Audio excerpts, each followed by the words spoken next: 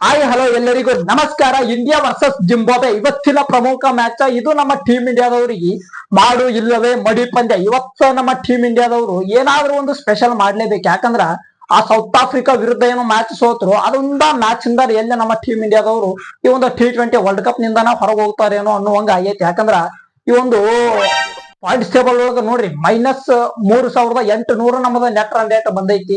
ಹಿಂಗಾಗಿ ಆ ಒಂದು ನೆಟ್ ರನ್ ರೇಟ್ ಅನ್ನ ಈಗ ರಿಕವರಿ ಮಾಡೋದಕ್ಕೆ ಇದು ಒಳ್ಳೆ ಅವಕಾಶ. ಯಾಕಂದ್ರೆ ನಮ್ಮ ಟೀಮ್ ಇಂಡಿಯಾದವರು ಗ್ರೂಪ್ 1 ಒಳಗದಾರ. ಗ್ರೂಪ್ 1 ಒಳಗಿರುವಂತಹ 4 ಟೀಮ್ಸ್ ಒಳಗ ಅತಿ ವೀಕ್ ಆಗಿ ಕಾಣುವಂತಹ ಒಂದು ಟೀಮ್ ಯಾವ್ದಾದ್ರು ಇತ್ತಪ್ಪ ಅಂದ್ರೆ ಅದು ಜಿಂಬಾಬ್ವೆ ವಿರುದ್ಧ ನಮ್ಮ ಟೀಮ್ ಇಂಡಿಯಾದವರು ಏನ್ ಮಾಡ್ತಾರ ಅದರ ಮ್ಯಾಗ ನಾವು ಸೆಮಿಫೈನಲ್ ತಲುಪ್ತೀವೋ ಇಲ್ಲೋ ಅನ್ನುವಂಥದ್ದ ಇವತ್ತಿನ ಮ್ಯಾಚ್ ಒಳಗ ಡಿಸೈಡ್ ಆಗ್ತೈತಿ. ಹಿಂಗಾಗಿ ಇವತ್ತಿನ ಮ್ಯಾಚ್ ಒಳಗ ಸ್ವಲ್ಪ ಅಭಿಷೇಕ್ ಶರ್ಮಾ ಏನು ಪ್ಲೇಯರ್ಸ್ ಗಳದಾವ, ಹೊಡಿಯಕ್ ಹೋಗಿ ಔಟ್ ಆಗುವಂತಹ ಪ್ಲೇಯರ್ಸ್ ಗಳದಾವ, ಅವುಗಳನ್ನ ಸ್ವಲ್ಪ ಹೊರಗಡೆ ಇಟ್ಟು ಆ ಸಂಜು ಸ್ಯಾಮ್ಸನ್ ಇಂಥ ಪ್ಲೇಯರ್ಸ್ ಗಳನ್ನ ಇಟ್ಕೊಳ್ಳಿ.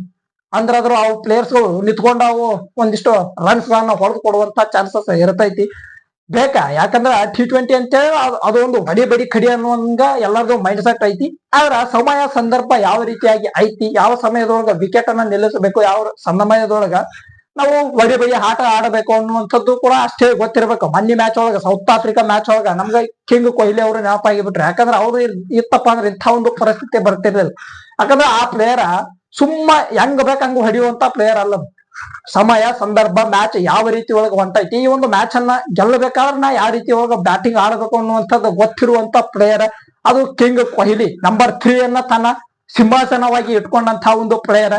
ಈಗ ನೋಡ್ರಿ ಈ ಪ್ಲೇಯರ್ ನಂಬರ್ 3 ಸ್ಥಾನದಿಂದ ಹೋದಾದ್ಮ್ಯಾಗ ಅದು ಎಷ್ಟು ಪ್ಲೇಯರ್ ಗಳು ಚೇಂಜ್ ಆಗ್ತಾವ. ಆ ಒಂದು ಪ್ಲೇಸ್ ಅನ್ನ ತುಂಬೋದಕ್ಕ ಇನ್ನೂ ನಮ್ಮ ಟೀಮ್ ಇಂಡಿಯಾದೊಳಗ ಅಂತ ಒಂದು ಅದ್ಭುತ ಬ್ಯಾಟರ್ ನಮ್ಗೆ ಸಿಗವಲ್ರು.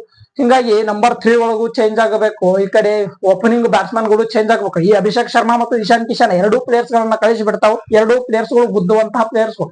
ಅವು ಒಟ್ಟ 6 ಏರಿಸಬೇಕು ಅನ್ನುವಂತಹ ಒಂದು ಮೈಂಡ್ ಸೆಟ್ ಇರುವಂತಹ ಪ್ಲೇಯರ್ಸ್ ಗಳು. ಮತ್ತ ಹೋದ ತಕ್ಷಣ 6 ಹೊಡೆಯೋದಕ್ಕೆ ಸಾಧ್ಯ ಅಂತೂ ಆಗಂಗಿಲ್ಲ. ಯಾಕಂದ್ರೆ ಅದು ಪಿಚ್ ಯಾವ ರೀತಿ ಐತಿ, ಯಾವ ರೀತಿ ಬಿಹೇವ್ ಮಾಡೈತಿ ಅನ್ನುವಂಥದ್ದು ಆ ಪ್ಲೇಯರ್ಸ್ ಗಳಿಗೆ ಓದ್ತಿರಂಗಿಲ್ಲ.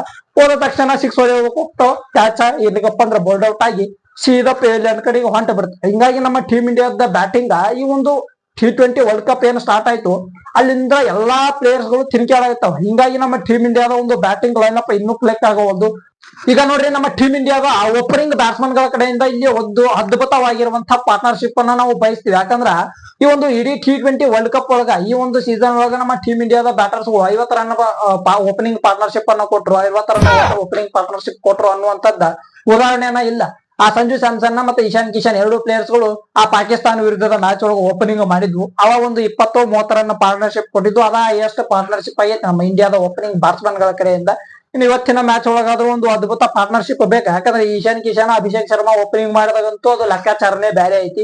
ಒಂದು ಅಭಿಷೇಕ್ ಶರ್ಮಾ ಅವರಾದ್ರೂ ವಿಕೆಟ್ ಹೋಗದಿರ್ತಾರ, ಇಲ್ಲ ಆ ಕಡೆ ಇಶಾನ್ ಕಿಶನ್ ಅವರಾದ್ರೂ ವಿಕೆಟ್ ಹೋಗದಿರ್ತಾರೆ. ಹಿಂಗಾಗಿ ನಮ್ಮ ಟೀಮ್ ಇಂಡಿಯಾದ ಒಂದು ಪರಿಸ್ಥಿತಿ ಬಹಳ ಗಂಭೀರ ಐತಿ. ಇದ್ರ ಜೊತೆಗೆ ಮತ್ತೊಂದು ನಮಗೆ ಕೆಟ್ಟ ಸುದ್ದಿ ಏನಪ್ಪಾ ಅಂದ್ರ ನಮ್ಮ ಈ ಟೀಮ್ ಇಂಡಿಯಾದ ಮತ್ತೊಬ್ಬ ಬೆಂಕಿ ಬ್ಯಾಟರ್ ಅಂತೇಳಿ ಕರಿತೀವಿ, ಅದ್ರ ಜೊತೆಗೆ ಗನ್ ಫೀಲ್ಡರ್ ಈ ರಿಂಕು ಸಿಂಗ್ ಅವರು ಈಗ ನಮ್ಮ ಟೀಮ್ ಇಂಡಿಯಾವನ್ನ ಬಿಟ್ಟ ತಮ್ಮ ಮನಿ ಕಡೆಗೆ ಹೋಗ್ಯಾರ ಅನ್ನುವಂತ ಒಂದು ಅಪ್ಡೇಟ್ ಐತಿ. ಯಾಕಂದ್ರೆ ಅವರ ಒಂದು ಫ್ಯಾಮಿಲಿ ಮೆಂಬರ್ ಯಾರೋ ಒಬ್ರು ಆರಾಮ್ ತಪ್ಪ್ಯಾರ. ಅವ್ರದೊಂದ್ ಸ್ವಲ್ಪ ಏನೋ ಮೆಡಿಕಲ್ ಇಶ್ಯೂ ಐತಿ ಅನ್ನುವಂತ ಒಂದು ಕಾರಣಕ್ಕಾಗಿ ಅವರು ನಮ್ಮ ಟೀಮ್ ಇಂಡಿಯಾವನ್ನ ಬಿಟ್ಟ ತಮ್ಮ ಮನಿ ಕಡೆಗೆ ಹೋಗ್ಯಾರ ಅನ್ನುವಂತ ಒಂದು ಅಪ್ಡೇಟ್ ಐತಿ. ಇದು ನಮ್ಮ ಟೀಮ್ ಇಂಡಿಯಾದವರಿಗೆ ಮತ್ತೊಂದು ಸಂಕಷ್ಟದ ಸುದ್ದಿ ಅಂತ ಹೇಳಬೇಕು. ಈ ಒಂದು ಬ್ಯಾಟಿಂಗ್ ವಿಚಾರ ಬಿಟ್ಟು ಬರ್ರಿ, ಎಲ್ಲಾ ಪ್ಲೇಯರ್ಸ್ ಗಳು ಈ ಒಂದು ನಮ್ಮ ಟೀಮ್ ಇಂಡಿಯಾದ ಅಭಿಮಾನಿಗಳು ಏನು ಎಕ್ಸ್ಪೆಕ್ಟೇಷನ್ ಅನ್ನ ಮಾಡಿದ್ರು ಎಲ್ಲಾ ಪ್ಲೇಯರ್ಸ್ ಗಳು ಆ ಒಂದು ಎಕ್ಸ್ಪೆಕ್ಟೇಷನ್ ಅನ್ನ ರೀಚ್ ಮಾಡೋದಕ್ಕಂತೂ ಆಗಿಲ್ಲ. ಒಂದ್ ಸ್ವಲ್ಪ ಬೆಟರ್ ಬ್ಯಾಟಿಂಗ್ ಅಪ್ಪ ಅಂದ್ರೆ ಸೂರ್ಯಕುಮಾರ್ ಯಾದವ್ ಅವರು ಒಂದ್ ಸ್ವಲ್ಪ ಬೆಟರ್ ಬ್ಯಾಟಿಂಗ್ ಅನ್ನ ಆಡ್ರ. ಅದ್ರ ಬಿಟ್ರಪ್ಪ ಅಂದ್ರೆ ಶಿವಮ್ ದುಬೆ ಅವರು ಒಂದ್ ಸ್ವಲ್ಪ ಅದ್ಭುತ ಬ್ಯಾಟಿಂಗ್ ಪ್ರದರ್ಶನವನ್ನ ಕೊಟ್ಟರ.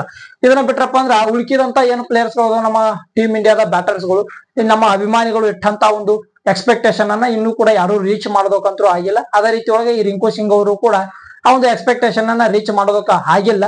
ಇವರು ತಿನ್ಕ್ಯಾಡರ ಬ್ಯಾಟಿಂಗರ್ ವಿಚಾರದೊಳಗ ಅನ್ನುವಂಥದ್ದು ಒಪ್ಕೊಳ್ಬೇಕಾದಂತ ಒಂದು ವಿಚಾರ. ಆದ್ರ ಈ ಪ್ಲೇಯರ್ ಮಾಡುವಂತ ಒಂದು ಗನ್ ಫೀಲ್ಡಿಂಗ್, ಇವರ ಒಂದು ಕೈಗೆ ಕ್ಯಾಚ್ ಹೋಯ್ತಾ ಆ ಕಡೆ ಬ್ಯಾಟರ್ ಹಿಂದು ಮುಂದೆ ನೋಡಂಗಿಲ್ಲ, ಸೀದಾ ಪೆವಿಲಿಯನ್ ಕಡೆಗೆ ಮುಖ ಮಾಡಿ ಹೊಂಟ ಬಿಡ್ತೈತಿ ಅಂತ ಒಂದು ಗನ್ ಫೀಲ್ಡರ್. ಇವರು ಆ ಒಂದು ಬ್ಯಾಟಿಂಗ್ ಒಳಗ ರನ್ ಹೊಡಿಲಿಕ್ಕಪ್ಪ ಅಂದ್ರು ಎದ್ದು ಬಿದ್ದ ಆ ಒಂದು ಫೀಲ್ಡಿಂಗ್ ಒಳಗಾದ್ರು ರನ್ಸ್ ಗಳನ್ನ ತಡೆಯುವಂತಹ ಒಬ್ಬ ಪ್ಲೇಯರ್ ಇದ್ರು. ಇವರನ್ನ ನಮ್ಮ ಟೀಮ್ ಇಂಡಿಯಾದವರು ಇವತ್ತಿನ ಮ್ಯಾಚ್ ಒಳಗ ಮಿಸ್ ಮಾಡ್ಕೋತಾರ. ಇದು ಒಂದ್ ಸ್ವಲ್ಪ ಬೇಜಾರಾಗುವಂತ ಒಂದು ವಿಚಾರ.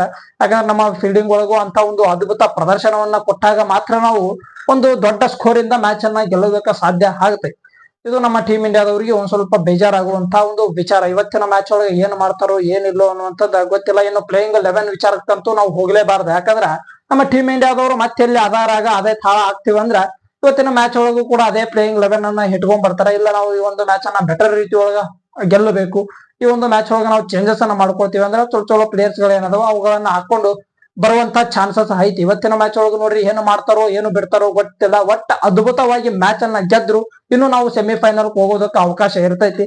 ಇಲ್ಲಾಂದ್ರ ನಿಯಮಕ್ಕೋಸ್ಕರ ಆ ಒಂದು ಯಾರು ವೆಸ್ಟ್ ಇಂಡೀಸ್ ವಿರುದ್ಧದ ಒಂದು ಮ್ಯಾಚ್ ಇರ್ತೈತಿ. ಅದೊಂದು ಮ್ಯಾಚ್ ಅನ್ನ ಆಡ್ಕೊಂಡ ನಮ್ಮ ಟೀಮ್ ಇಂಡಿಯಾದವರು ಎಲ್ಲಾ ಬ್ಯಾಗ್ ಪ್ಯಾಕ್ ಮಾಡ್ಕೊಂಡು ತಮ್ಮ ಮನೆಗೆ ಹೊಂಟೆ ಬಿಡೋದು. ಈ ಒಂದು ಸಿಚುವೇಶನ್ ಅಂತೂ ನಮ್ಮ ಟೀಮ್ ಇಂಡಿಯಾದವರಿಗೆ ಐತಿ. ಇವತ್ತ ನಮ್ಮ ಟೀಮ್ ಇಂಡಿಯಾದವರಿಗೆ ಪ್ರಮುಖ ಮ್ಯಾಚ್ ಡೂ ಆರ್ ಡೈ, ಮಾಡು ಇಲ್ಲವೇ ಮಡಿ ಪಂದ್ಯ ಅಂತೂ ಐತಿ. ಇದರೊಳಗೆ ಯಾವ ಟೀಮ್ ಗೆಲ್ಲಬಹುದು, ನಮ್ಮ ಟೀಮ್ ಇಂಡಿಯಾದವರಿಂದ ಅದ್ಭುತ ಪ್ರದರ್ಶನ ಬರ್ತೈತೋ ಇಲ್ಲ ಅನ್ನುವಂಥದ್ದನ್ನ ಕಮೆಂಟ್ ಬಾಕ್ಸ್ ಒಳಗೆ ಕಮೆಂಟ್ ಮಾಡಿ. ಹಂಗ ನಮ್ಮ ಚಾನಲ್ ಅನ್ನ ಸಬ್ಸ್ಕ್ರೈಬ್ ಮಾಡ್ಕೊಂಡು ಆದಷ್ಟು ಬೇಗ 7,000 ಸಬ್ಸ್ಕ್ರೈಬರ್ಸ್ ಗಳನ್ನ ಕಂಪ್ಲೀಟ್ ಮಾಡಿ. ಮತ್ತೆ ಮುಂದಿನ ವಿಡಿಯೋದೊಳಗೆ ಸಿಗುಮಂತ ನಮಸ್ಕಾರ.